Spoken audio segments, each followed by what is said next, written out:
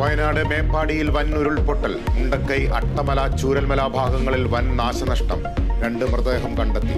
നിരവധി പേരെ കണ്ടെത്താനുണ്ടെന്ന് നാട്ടുകാർ. ചൂരൽമല പ്രദേശങ്ങൾ ഒറ്റപ്പെട്ടു.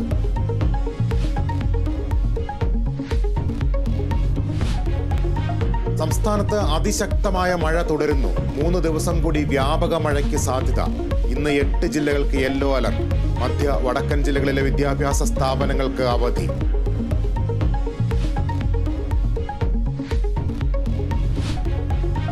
സംസ്ഥാനത്ത് തദ്ദേശ ഉപതെരഞ്ഞെടുപ്പിന്റെ വോട്ടെടുപ്പ് ആരംഭിച്ചു. വോട്ടെടുപ്പ് നടക്കുന്നത് 49 വാർഡുകളിലേക്ക്.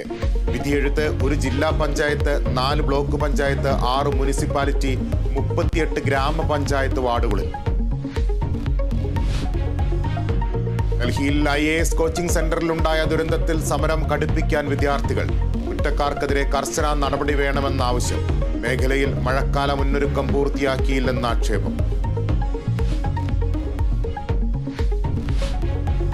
പാരീസ് ഒളിമ്പിക്സിൽ 4ാം ദിനത്തിൽ മെഡൽ പ്രതീക്ഷകളുമായി ഇന്ത്യ.